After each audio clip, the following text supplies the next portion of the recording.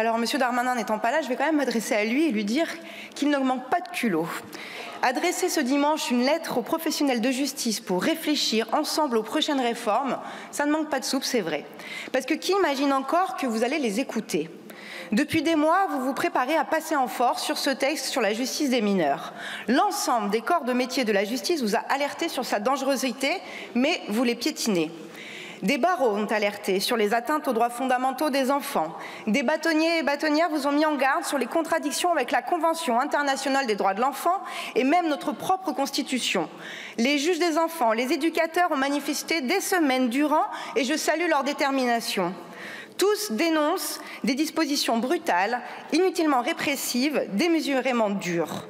Tous alertent sur des recettes déjà testées, dont les effets contre-productifs et pervers sont connus.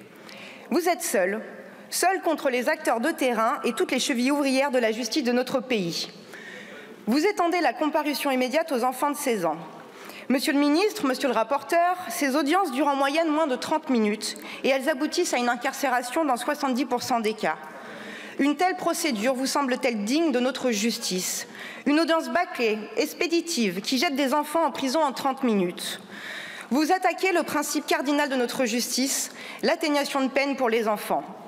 Actuellement, les magistrats appliquent par défaut l'atténuation de peine aux mineurs, sauf à motivation inverse. Demain, vous aurez inversé la logique. Ils devront par défaut appliquer la même peine à un enfant qu'à un adulte. L'exception devient la règle, la répression devient le réflexe. Alors essayez de sortir quelques instants de votre logiciel « punir, punir, punir ». Et je m'adresse particulièrement aux députés macronistes qui s'apprêtent à voter cette loi. Pourquoi l'atténuation de peine s'applique par défaut actuellement? Car un enfant, un adolescent, n'a ni la même capacité de discernement, ni la même maturité qu'un adulte. Et comprenez-vous seulement ce qu'est un enfant? La science nous l'a enseigné depuis des décennies, et j'espère que cela est arrivé à vos oreilles. Mais je vais le répéter, un enfant n'a pas la même conscience de ses actes ni de la sanction qu'un adulte. Donc punir, punir, punir ne suffit pas à rendre justice. Voilà pourquoi nous avons depuis 1791 une tradition d'atténuation des peines pour les enfants. Et en détruisant ce principe, vous nous ramenez 2 siècles en arrière. Punir, punir, punir ne sera jamais suffisant pour apaiser les rapports sociaux. La justice des mineurs, ce n'est pas ça, et cela ne devrait pas être ça. Faire comprendre à un mineur délinquant les conséquences de ses actes, leur gravité, vivre avec sa culpabilité, réparer les dommages causés, cela demande bien plus que de mettre des enfants derrière les murs d'une cellule. Cela demande un travail de longue haleine, des magistrats, des avocats, des éducateurs en nombre suffisant avec les moyens de faire leur métier. Pour faire évoluer ces enfants, les faire grandir, se réinsérer dans la société, surtout pour ne pas recommencer. Le tout répressif sur les enfants va produire les mêmes effets que sur les adultes, la récidive.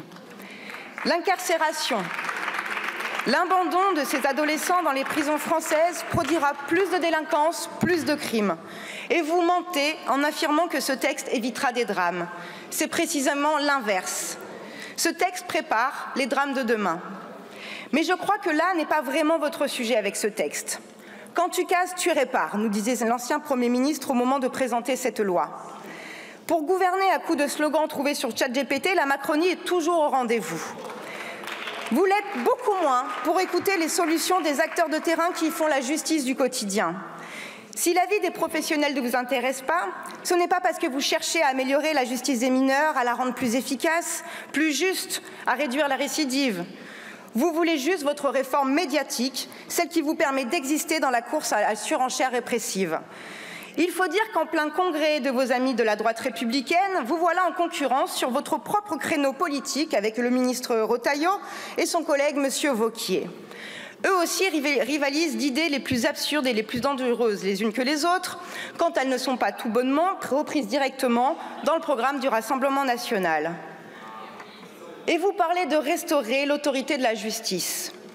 Mais il n'y a pas d'autorité de la justice quand les violences aux enfants restent massivement impunies dans notre pays, quand les appels à l'aide sont ignorés, que les plaintes ne sont jamais instruites, que les victimes sont stigmatisées et silenciées. Il n'y a pas d'autorité de la justice quand les mesures judiciaires de protection des enfants ne sont pas suivies d'effet, que des enfants attendent en danger au domicile familial qu'un éducateur ou qu'il y ait une place en foyer. Il n'y a pas d'autorité de la justice quand un Premier ministre peut rester tranquillement dans son fauteuil et gouverner malgré des preuves accablantes de responsabilité dans une affaire pédocriminelle, celle de Betaram. Alors rejetez ce texte et n'oubliez jamais qu'un mineur délinquant est avant tout un mineur en danger.